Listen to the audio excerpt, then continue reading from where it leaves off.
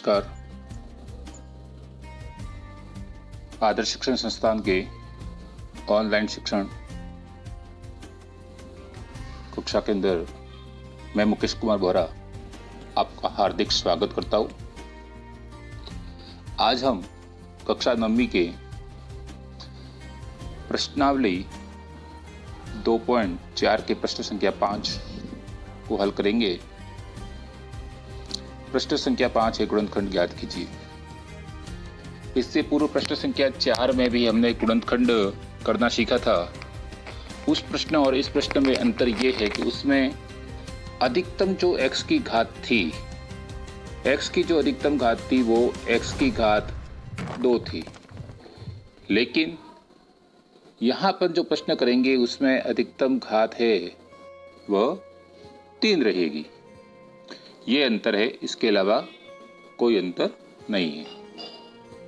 अब अपन प्रश्न संख्या 5 का पहला प्रश्न देखते हैं। पहला प्रश्न है x की घात 3 minus 2x square minus x plus 2। इसके अंदर x की अधिकतम घात 3 है,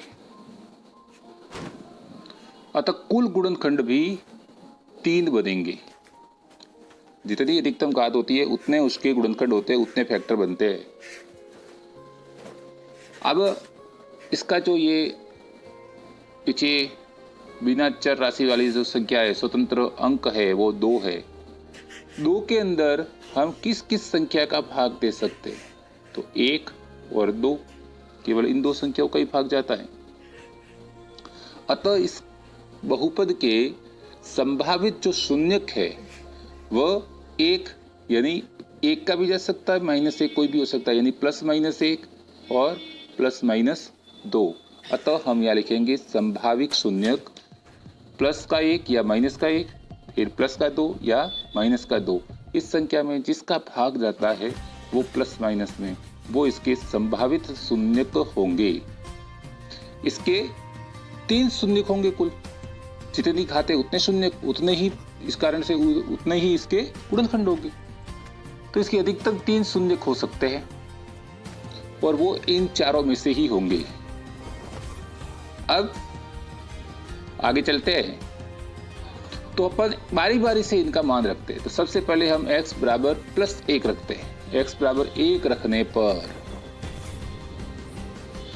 जब हम x बराबर 1 रखते हैं तो x की घात 3 वहां पर 1 की घात 3 हो गया।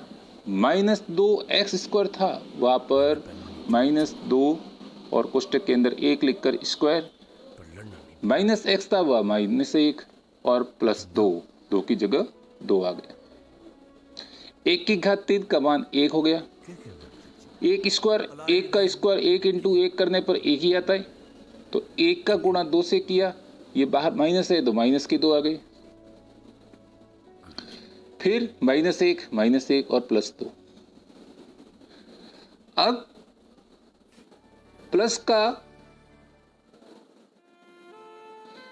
1 और प्लस के 2, यानी प्लस के हो गए 3, माइनस का 2 और माइनस का 1, तो माइनस के भी हो गए 3, तो आ गया 0, मान आ गया 0, P1 का मान 0। इसका मतलब ये है कि इस जो ये बहुपद था, इस बहुपद के अंदर अपन x का मान 1 रखे, x का मान 1 रखेंगे तो इसका जो मान है वह 0 आ जाता है।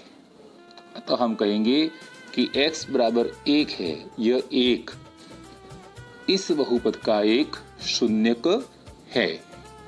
अब x बराबर 1 शून्यक है, x बराबर 1। अब इस पक्ष 1 को पक्षांतरण करते हैं तो क्या होता है? x माइनस 1 होगा। x माइनस 1 बराबर 0। यदि x माइनस 1 इस बहुपद का एक गुणनखंड हो जाएगा। क्या हो जाएगा? गुणनखंड। अतः अपन लिखेंगे x माइनस 1 px का एक गुणनखंड है। px यानी ये जो अपना ऊपर बहुपद था यही px है। अब x बराबर -1 रखने पर, हमने 1 रख के देख लिया, अब रखेंगे -1। फिर वही x की घात 3 की जगह x के स्थान पर -1 लिखना है तो -1 की घात 3, 2 है ही है, एक्स स्क्वायर था वह x की स्थान पर -1 आ गया, -1 स्क्वायर, माइनस था ही प्रश्न के अंदर और x के स्थान पर और -1 और प्लस के 2। अब -1 की घात 3, -1 इंटू -1 इंटू -1 तो -1 आ गया, -1 स्क्वायर, -1 स्क्वायर का तो हो गया 1 प्लस का 1 हो गया, लेकिन बाहर वापस -2 है, इसलिए -2 का 1 से गुणा करेंगे तो -2 ही आएगा, ये -2 आ गया। फिर माइनस इंटू माइनस, यहाँ पर माइनस इंटू माइनस तो ये +1 हो गया और अंत में +2 है ही है तो ये +2 आ गए। अब -1 और -2, -1 और -2 ये हो गए -3, प्लस का 1 और प्लस का 2 ये हो गए +3, तो ये दोनों ही आपस में कट जाते हैं और मान आ जाएगा 0, ये मान 0 आ गया, अर्थात -1 भी इस बहुपद का एक शून्यक है, -1 भी इसका क्या है, एक शून्यक। तो x बराबर -1 शून्यक है। अब पक्षांतर करेंगे तो ये -1 इधर आ जाएगा तो हो जाएगा +1, यानी x + 1 है, वह भी इस px यानी इस बहुपद का एक गुणनखंड है। दो हमें गुणनखंड प्राप्त हो गई, कुल हमको 3 गुणनखंड ज्ञात करते हैं। अब तीसरा गुणनखंड ज्ञात करते हैं। अब x बराबर 2 रखते हैं, x बराबर 2 रखने पर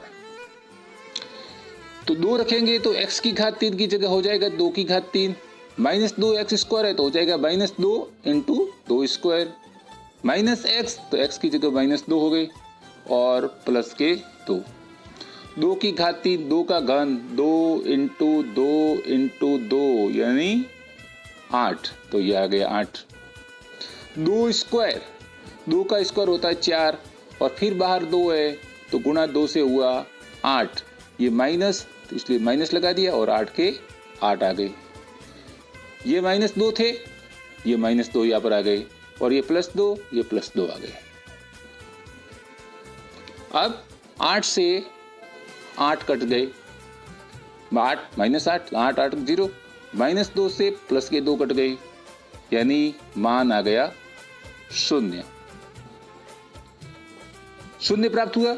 इसलिए हम लिखेंगे कि जो 2 है, x बराबर जो 2 है, ये भी इस बहुपद का एक शून्यक है, इस बहुपद का एक शून्यक है। अतः x बराबर 2 तो पक्षांतर करेंगे तो हो जाएगा x - 2, अतः लिखेंगे x - 2 px का एक गुणनखंड है। तो सबसे पहले अपन ने ज्ञात किया था, तब x बराबर अपन ने 1 रखा था, x बराबर 1 रखा तो ये x - 1 प्राप्त हुआ, x - 1 गुणनखंड है। फिर हमने x बराबर -1 रखा तो पक्षांतर करते तो हो जाए x + 1 एक गुणनखंड है और अभी हमको अंत में प्राप्त हुआ x - 2 एक गुणनखंड है। यानी इस प्रश्न के जो 3 गुणनखंड है वो है x + 1, x - 1 और x - 2। इस प्रकार से इस प्रश्न के ये 3 गुणनखंड प्राप्त होते हैं। अब प्रश्न संख्या 2, प्रश्न संख्या 2 के अंदर x की घात 3 -3x² -9x -5, x की घात 3 है, 3 गुणनखंड हमें ज्ञात करने हैं, 3 शून्यक है, क्या हो सकते हैं? तो 5 में किस किस का भाग जाता है? 1 का और 5 का, इसके अलावा और किसी का नहीं। तो 1 प्लस माइनस, प्लस 1 हो सकता है, -1 हो सकता है और प्लस का 5 हो सकता है, माइनस का भी 5 हो सकता है। तो हम बारी बारी से इनके मान रखते हैं। तो सबसे पहले हम x बराबर 1 रखते हैं। तो जब x की घात 3, ये x की घात 3 यानी x की जगह पर ने 1 रखा तो 1 की घात 3 हो गया, -3x² तो -3 और x की जगह 1 स्क्वायर, -9x तो हो गया -9 इंटू 1 -9 और -5 के -5 आ गए। अब 1 की घात 3, 1 इंटू 1 इंटू 1 तो 1 आ गया, एक स्क्वायर एक रहेगा, एक का गुणा 3 से किया तो ये माइनस था इसलिए माइनस के 3, ये -9 इंटू 1 -9 आ गए और -5 के -5, यानी 1 -3 -9 -5।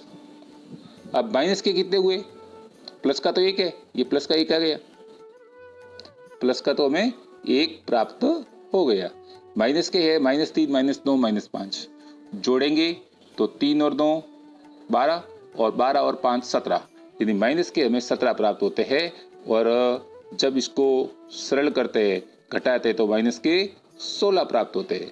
अब चूंकि ये माइनस के 16 है वो 0 के बराबर नहीं है, शून्य तब होता है जब मान 0 आता है, ये शून्य नहीं है। अतः हम कहेंगे कि ये जो हमने x बराबर 1 रखा है ये एक है, यह इस गुण जो हमें बहुपद मिला है इस बहुपद का शून्यक नहीं है। अतः x माइनस 1 नहीं होगा इसका एक गुणनखंड। x बराबर 1 शून्यक नहीं है तो x माइनस 1 होता है, इसको पक्षांतर करने पर वो इसका गुणनखंड नहीं होगा। नहीं है तो इसको अपन यही छोड़ देते हैं, आगे चलते हैं। अब हम यहाँ पर +1 तो देख लिया शून्यक नहीं है, अब -1 रखते हैं।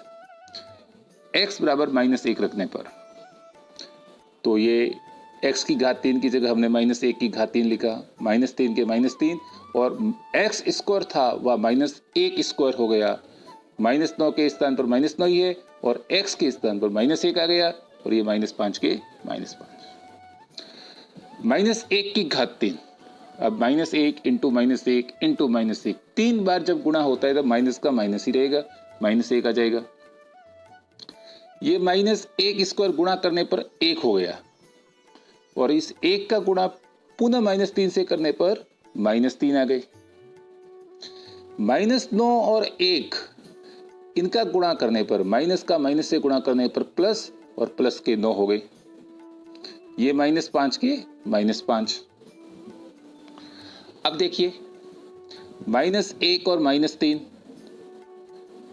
-1 और -3 हो गए माइनस के 4, -4 में और -5 के जोड़ दिए तो हो गए माइनस के 9, ये माइनस के 9 और ये प्लस के 9, -9 + 9 ये आपस में कट गए, आ गया 0। तो हम कह सकते हैं -1 है वो px का एक शून्यक है। अब -1 शून्यक है तो x बराबर -1 पक्षांतरण करने पर हो जाता है x + 1, तो हम लिखेंगे x + 1 px का एक गुणनखंड है। अब यहाँ पर अपन पहले जो एक विधि अपनाई, अब अपन इसको दूसरी विधि से हल करते हैं। 2 विधियों से अपन कर सकते हैं, अलग अलग विधियों से इस प्रश्न को हल किया जा सकता है। अपन ने एक विधि पहले प्रश्न में पढ़ी, अब यहाँ पर अपन दूसरी विधि पढ़ते हैं, आपको जो उचित लगे उसका उपयोग कर सकते हैं। अब इसके अंदर अपन x + 1 एक गुणनखंड हो गया, तो हमारा जो प्रश्न है x की घात 3 -3x² -9x -5, इस प्रश्न के अंदर इस एक गुणनखंड का अपन भाग देंगे तो हमें दूसरा गुणनखंड प्राप्त होगा। तो x + 1, इस x + 1 का इसके अंदर भाग देना है। तो देखिए इसका जो पहला पद है वह है x की घात 3 और जिसका भाग देना है उसका पहला पद है x। अब जब अपन भाग देते हैं तो घातें कट जाती है, तो ये 3 में से इसकी घात 1 है, घात कट गई, आ गया x की घात 2, यानी इसका भाग इसमें x की घात 2 बार जाएगा, यानी पहला भाजक हमारा आ गया x की घात 2। इस x की घात 2 का गुणा x + 1 से करके इसके नीचे लिख लेना है। तो x की घात 2 का 1 से गुणा करते हैं तो x की घात 3 आती है और x की घात 2 का गुणा 1 से करेंगे तो x की घात 2 आएंगी। अब समान घातों के नीचे वो संख्या लिख लेनी है, घात 3 के नीचे घात 3 और घात 2 के नीचे घात 2। लिखने के बाद नीचे वाले अंकों के चिन्ह बदलेंगे, प्लस है तो माइनस कर दो, माइनस है तो प्लस, तो यहाँ पर दोनों ही स्थान पर ये निशान है बदलकर माइनस के हो जाएंगे। अब ये x की घात 3 प्लस के है और नीचे x की घात 3 माइनस के है, तो ये आपस में कट जाएंगे और -3x² और -x², ये दोनों ही जोड़कर हो जाएगा -4x²। पीछे -9x -5 इसी प्रकार यहाँ पर लिख दिया जाएगा।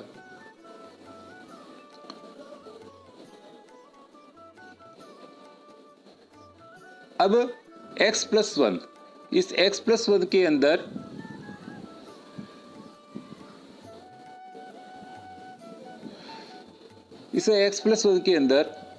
x+1 का इसके अंदर भाग देंगे तो यहाँ पर है -4x²। -4x² के अंदर x का भाग देते हैं, इसका प्रथम और यहाँ पर भी प्रथम। जब इसके अंदर इसका भाग दिया जाएगा तो -4, ये -4 और x, तो ये घात 1 कम हो जाएगी तो घात 1 रह जाएगी, यानी भाग जाता है -4x बार। तो ये -4x आ गए। इस -4x का गुणा x से किया जाएगा तो -4x² और -4x का गुणा +1 से किया जाएगा तो आ जाएगा -4x। अब निशान बदलने पर यहाँ पर प्लस आ जाता है, यहाँ पर भी प्लस आ जाता है। अब -4x² और +4x² कट जाएंगे, -9x और +4x, तो -9 में से +4x रह जाएंगे तो आ जाएगा -5x और ये पीछे -5, ये शेष बचेगा। और आगे देखते हैं, ये -4x² -4x ये कट गया ऊपर से, नीचे रहेगा ये -5x और -5। अब -5x -5 इसके अंदर अपन भाग देंगे x-1 का। ये देखिए x+1 का, x+1 का भाग देना है, x+1 का भाग इसके अंदर देना है। तो पहला अंक है -5x और वहां पर है x, तो x से x कट जाता है भाग -5 बार और अपन भाग दे रहे हैं x+1 का। तो -5 का गुणा x से किया तो -5x और -5 का गुणा 1 से -5। निशान बदलने पर ये दोनों प्लस हो गए, ये दोनों ही प्लस माइनस कट गए, ये भी कट गए, आ गया 0। यदि हमें दूसरा जो गुणनखंड प्राप्त हुआ है वो आ गया x² - 4x - 5, यानी हमारे पास अभी x+1 और दूसरा जो टुकड़ा है वो आ गया x² - 4x और -5। ये 2 गुणनखंड प्राप्त हुए। अब हम इस गुणनखंड के टुकड़े करके 2 गुणनखंड प्राप्त करेंगे। किया गया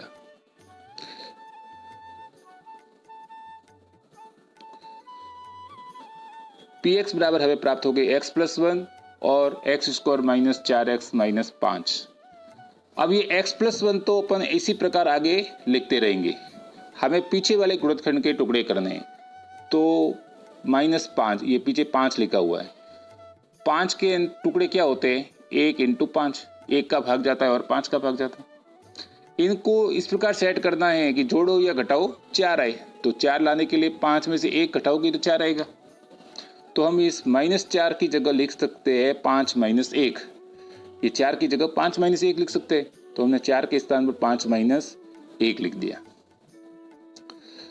कोष्टक खोलेंगे तो x², अब बाहर माइनस है तो ये 5 -5 और x से गुणा हुआ -5x और ये माइनस कोष्टक खोलने पर प्लस में बदल गया, क्योंकि माइनस और माइनस का गुणा करने पर प्लस आता है और ये 1x हो गया, पीछे -5 के -5।